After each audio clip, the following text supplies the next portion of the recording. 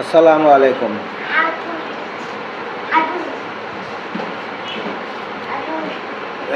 মানুষ বলে থাকে পৃথিবীতে যত ধর্মের আবির্ভাব হয়েছে তা মানুষের শান্তির জন্য, সমাজে শান্তি প্রতিষ্ঠা করবার জন্য ধর্মের আবির্ভাব হয়েছে। হয়তোবা সত্য,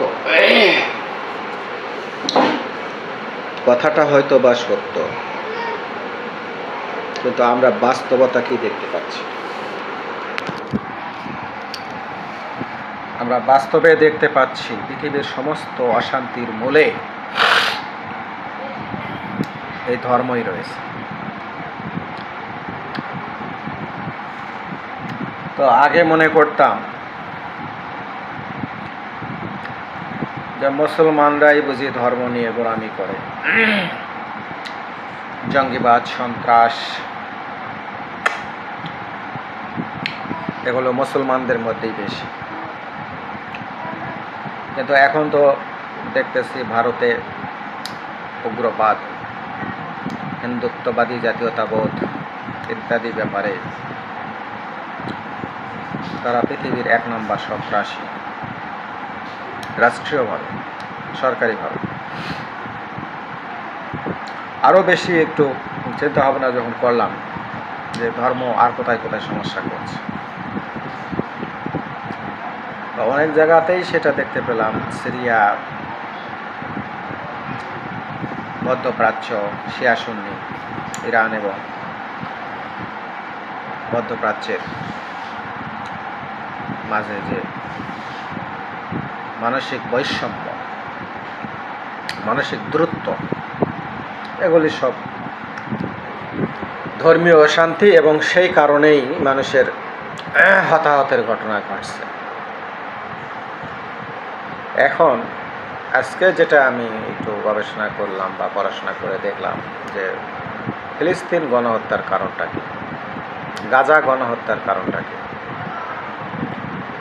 এটা কি শুধুই একটা ভূখণ্ড দখলের পরিকল্পনা নাকি অন্য কিছু?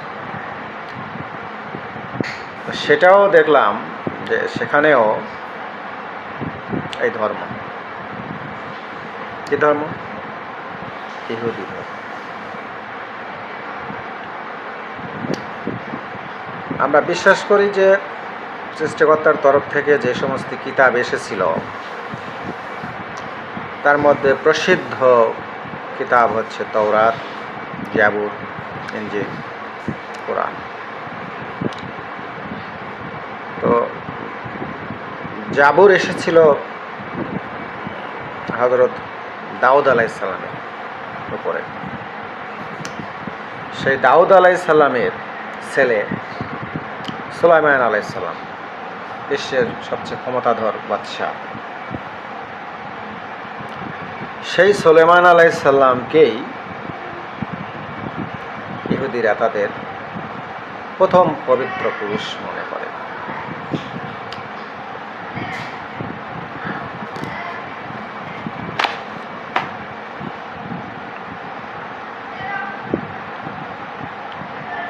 না, সরি, দাউদ আলাইহিস সালামের আগে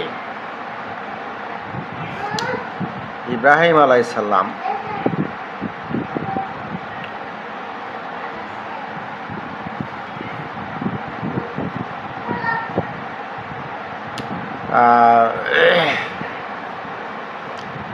ইব্রাহিম আলাইহিস সালাম তারা প্রথম তাদের পবিত্র পুরুষ মনে করে, যার ছেলে ইসরায়েলের বংশধর তারা নিজেদেরকে মনে করে।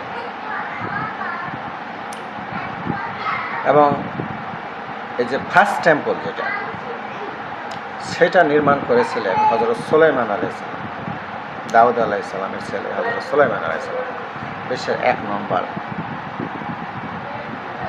বাদশাহ বা রাজা, শক্তিধর ক্ষমতাধর বাদশাহ।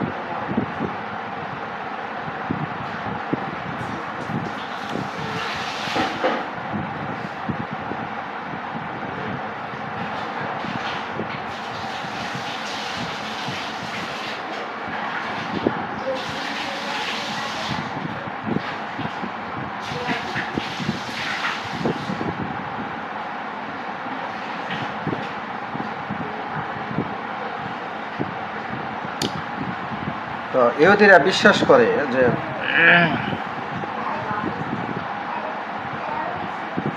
যে তাদের যে মাউন্ট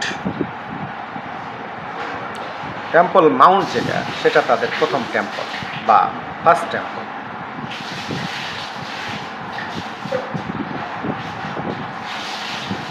তাদের প্রথম পয়গম্বর হযরত আব্রাহাম, ওনারা আব্রাহাম বলেন, তার ছেলে ইসমাইলকে উৎসর্গ করেন প্রথম এই টেম্পলটি, মাউন্ট টেম্পল। তারা মনে করেন এখানেই ছিল তাদের প্রথম এবং দ্বিতীয় টেম্পল বা উপাসনালয়।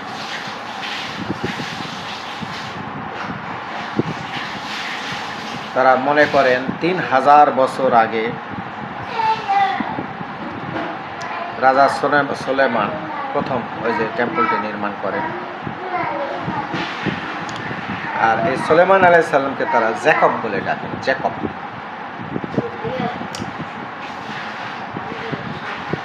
তিনি তাদের কাছে অতি পবিত্র পুরুষ।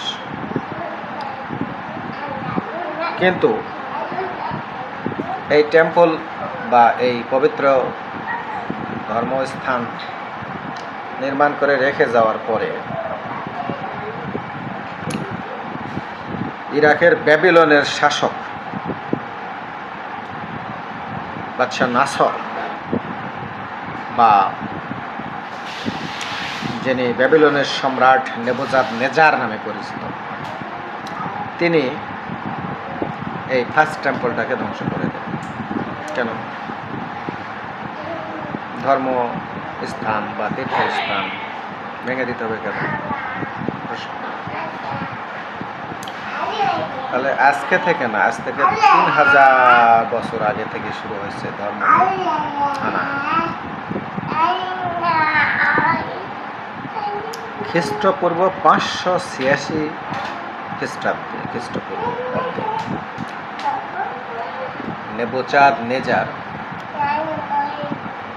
নেবুচাদনেজার ফার্স্ট টেম্পলটাকে ধ্বংস করে। কেন? কি দরকার ছিল? প্রশ্ন।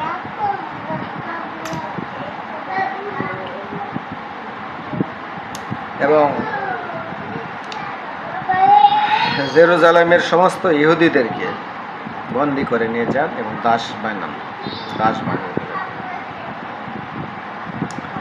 পরে পারস্যের শাসকরা, পারস্যের রাজারা, যাদেরকে আমরা বর্তমান ইরান বলি, এই ইরানের রাজা, পারস্যের রাজারা নেবুচাদনেজারকে আক্রমণ করেন, ব্যাবিলনে আক্রমণ করেন এবং ইহুদিদেরকে মুক্ত করে দেন এবং তাদেরকে আবার জেরুজালেমে ফিরে নিয়ে যান। এবং পারস্যের রাজা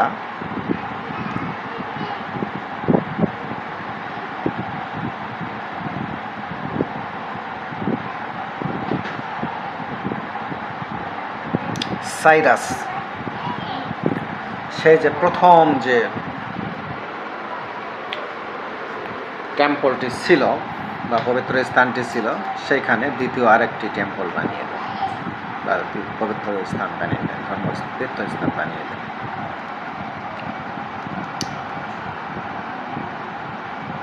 এবং ইহুদিদেরকে সেখানে পুনঃস্থাপন করে দেন। সেখানে তারা আবার বসতি শুরু করে এবং ওই দ্বিতীয় টেম্পলে তারা ধর্মীয় উপাসনা করে।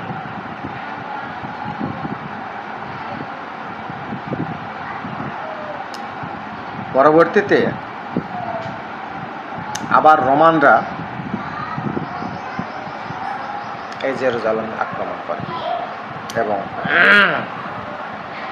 70 খ্রিস্টাব্দে দ্বিতীয় টেম্পলটাকে ধ্বংস করে দেন।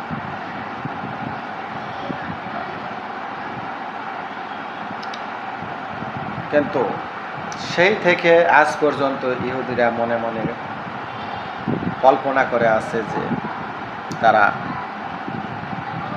দ্বিতীয় টেম্পল, প্রথম টেম্পল যেখানে ছিল সেখানে এরা আরেকটা টেম্পল বানাবে, ওইটা দ্বিতীয় টেম্পলের স্থানে, প্রথম টেম্পলের স্থানে। এবং সেটাকে তারা থার্ড টেম্পল বলে অভিহিত করছে। এই থার্ড টেম্পল বানানোর জন্য তাদের কিছু কন্ডিশন আছে। সেই কন্ডিশন হচ্ছে বিশ্বের বিভিন্ন প্রান্ত থেকে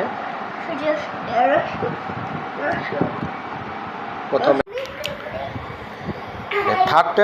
থার্ড টেম্পল বানানোর জন্য তাদের শর্ত হচ্ছে প্রথমে তারা বিশ্বের বিভিন্ন প্রান্ত থেকে ইহুদিদেরকে সমবেত করবে এবং তাদের সমন্বয়ে একটা ইহুদি রাষ্ট্র প্রতিষ্ঠা করবে।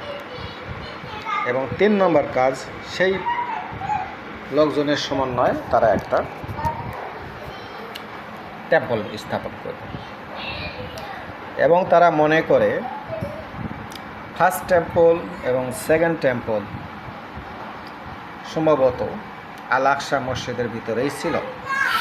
এই জন্য তারা আল আকসা মসজিদে মুসলমানদেরকে নামাজ পড়তে যাইতে দিতে চায় না। বোঝেন কি সমস্যা, আর জায়গা নেই। তৃতীয় টেম্পল বানানোর জন্য কি জায়গার অভাব পড়ছে পৃথিবীতে? কয় হাজার বিঘা জমি দরকার, বানাক, সমস্যা নেই। কিন্তু কোথায় বানাতে হবে? যেখানে মুসলমানদের প্রথম ক্যাবলা আছে সেইখানে। কি সমস্যা? মুসলমানদের প্রথম ক্যাবলা যে মসজিদ ছিল সেই মসজিদটা এখনও প্রতিষ্ঠিত আছে। এই যুগে, সভ্য যুগে একটা মসজিদ, ঐতিহাসিক মসজিদ, সেইটা ভেঙে দিয়ে সেইখানে তার টেম্পল বানাতে হবে। বলেন, ধর্মকে শান্তি দিতে পারে মানুষকে? ধর্ম কি মানুষকে শান্তি দেওয়ার জন্য আসছে? মানুষের জীবনকে তো অতিষ্ঠ করছে। কারা করছে? ধার্মিকরা। প্রথম টেম্পল ভাঙ্গারই দরকার কি ছিল? সেকেন্ড টেম্পল ভাঙ্গারই কি দরকার ছিল? আর থার্ড টেম্পল বানানোর জন্য আল আকসাকে ভাঙার পরিকল্পনা দরকার। এর জন্য গাজার গণহত্যা, ফিলিস্তিনের গণহত্যা, সমস্ত মানুষ মেরে ধর্ম পালন করতে হবে। এটাই ধর্ম।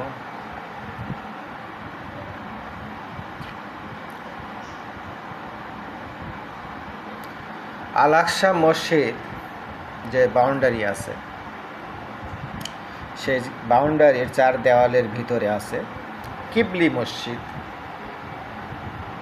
কুব্বাতুস সাকারা বা ডোম অফ রক এবং বোরাক মসজিদ।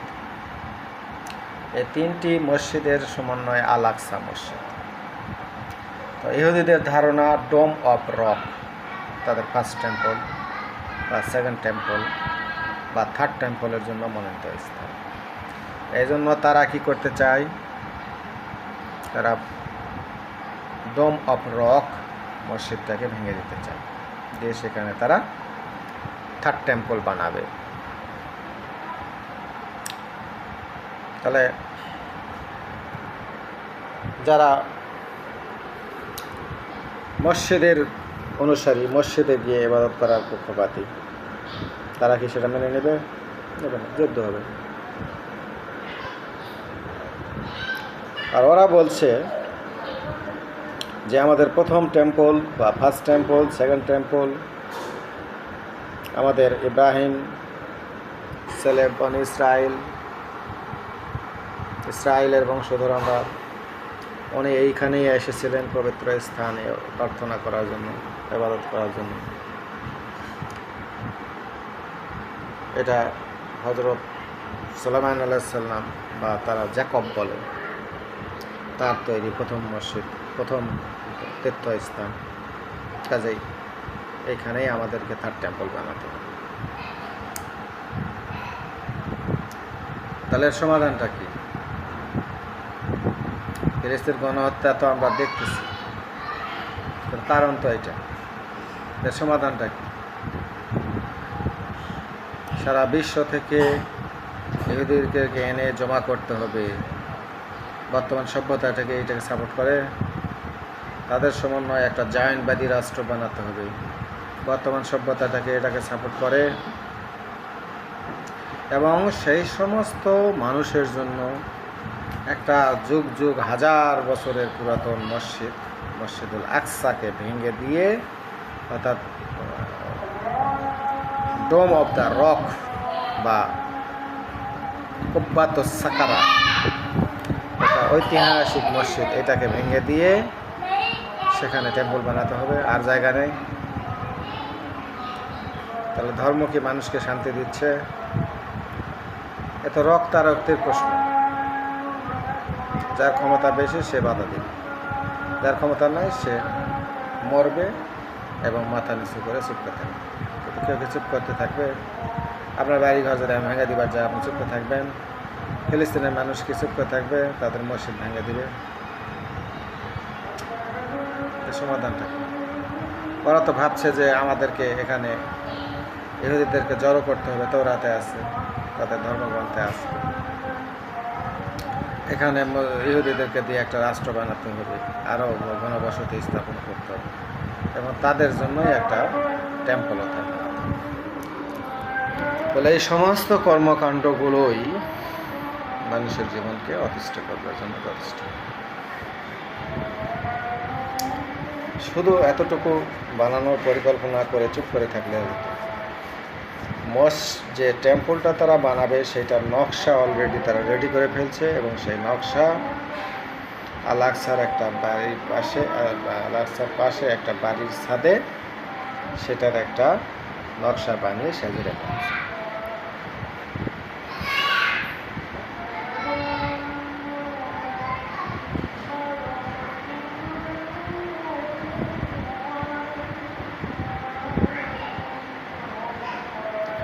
আর এই সমস্ত দেখে ফিলিস্তিনিরাও বেশ ভীত এবং আতঙ্কগ্রস্ত হয়ে আছে।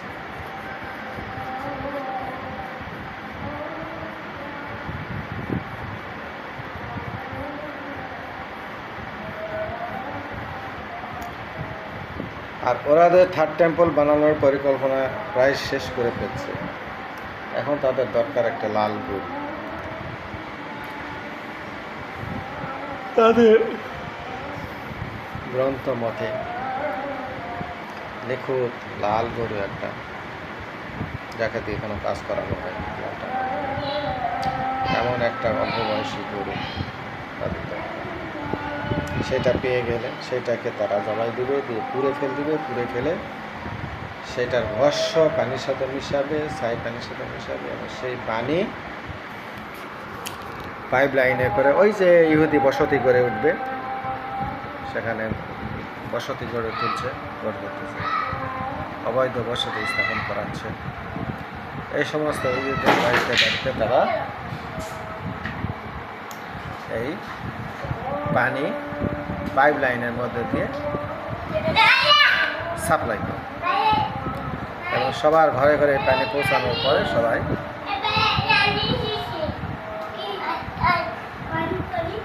এই দিনে পবিত্র হবে। এটাই তাদের ধর্ম। আর এটা করার জন্য তাদের ফিলিস্তিনকে ফাঁকা করতে হবে, মসজিদুল আকসাকে ধ্বংস করতে হবে, মাটির সাথে গুঁড়িয়ে দিতে হবে, এবং সেখানে তাদের এই টেম্পল বানাতে হবে। এই হলো ইহুদি ধর্মের অবস্থা। হিন্দু ধর্মের অবস্থা তো জানে। জ্ঞানব্যাপী মসজিদের মধ্যে শিবের হোল ঢুকে দিয়ে কয়েকদিন আগে প্রচারণা চালালো যে এখানে সম্ভবত শিবের হোল আছে, এখানে আপনারা নামাজ পড়বেন না, বন্ধ করে রাখলো, নিষেধাজ্ঞা দিয়ে রাখলো। তারপর ওই ফাঁকে মাটি করে ওটা ঢুকে দিয়ে, শিবের হোলটা ঢুকে দিয়ে সেটা আবার পরে করে বার করে এই যে পাওয়া গেছে। অথবা অজু করার কোনো একটা সরঞ্জামাদি, পানি তোলার কোনো একটা মেশিনপত্র ইত্যাদি দেখায় এই তো শিবের হোল পাওয়া গেছে, এই করে মসজিদগুলো ভেঙে দিচ্ছে। তো বলেন, এই সমস্ত ধর্ম যদি থাকে তাহলে মানুষের জীবনে কোনো শান্তি আছে?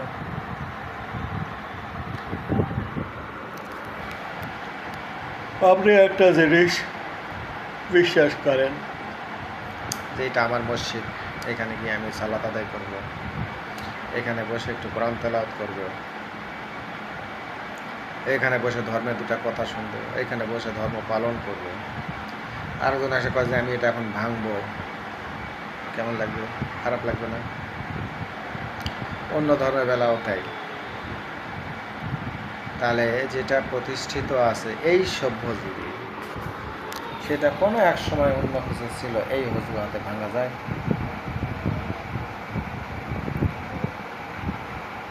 জায়নবাদী এবং হিন্দুত্ববাদীদের আচরণ আমরা দেখতেছি,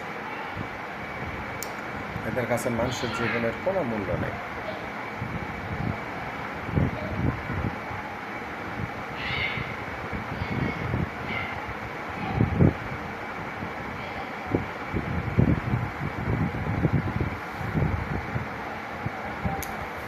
পৃথিবীতে কি কখনো শান্তি প্রতিষ্ঠা করা সম্ভব?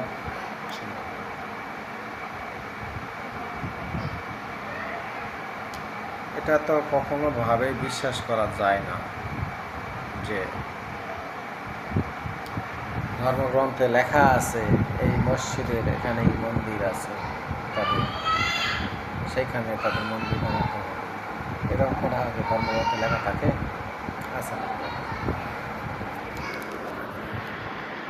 যদি তাই থাকে তাহলে এবারে স্পষ্ট বোঝা যাচ্ছে ধর্ম মানুষের অশান্তিতে, ধর্ম মানুষের মারামারি, কাটাকাটি, হানাহানি লাগিয়ে দেওয়া।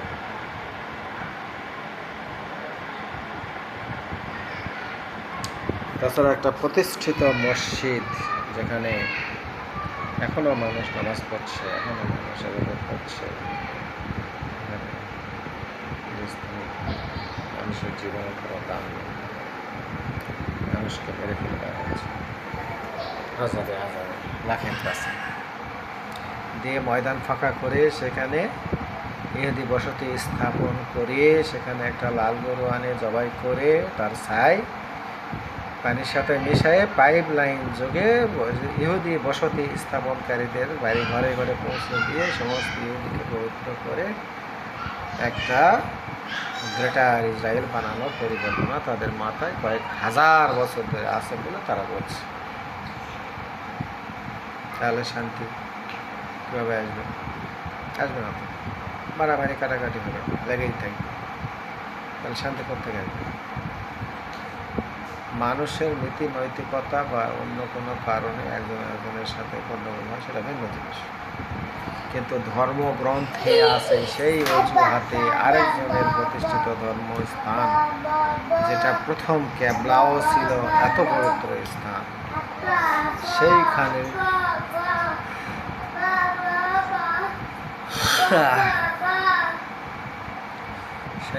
তাদের মন্দির বানাতে, টেম্পল বানাতে।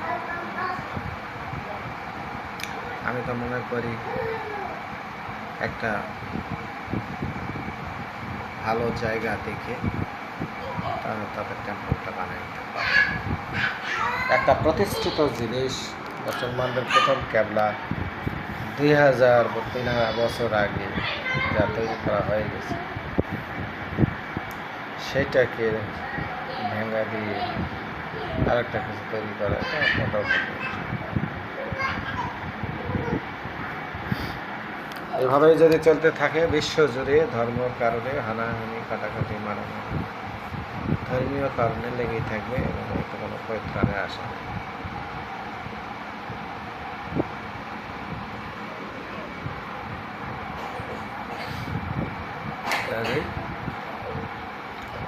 আমাদের যেটা সমস্যা সেটা হচ্ছে ধর্ম মানা যেতে পারে, বিশ্বাস করা যেতে পারে, কিন্তু এটা নিয়ে বাড়াবাড়ি করা যাবে না। আজকে জায়নবাদীরা যা করছে, হিন্দুত্ববাদীরা যা করছে, রাখাইনে বৌদ্ধরা যা করেছিল, তা যদি আমরাও করা শুরু করি,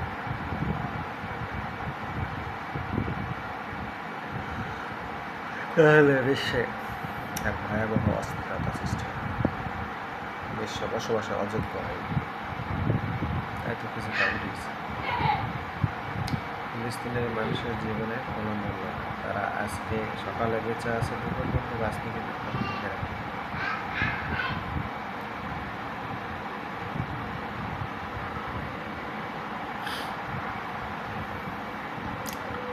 এখন এই সমস্ত বিষয় নিয়ে কথা বলতে গেলে ধর্মের গায়ে আসর লেগে যায়। ধর্ম কি আসলে মানুষকে এভাবে সন্ত্রাসী, এভাবে গণহত্যাকারী, এভাবে মানুষকে অপমানকারী, যা ইচ্ছা তাই বলা, কি সাপোর্ট করে?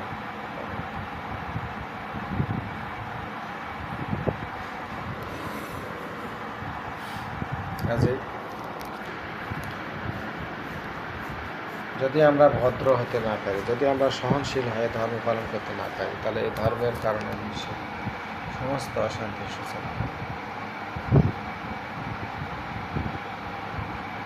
আজকে এতটুকু। আসসালামু আলাইকুম।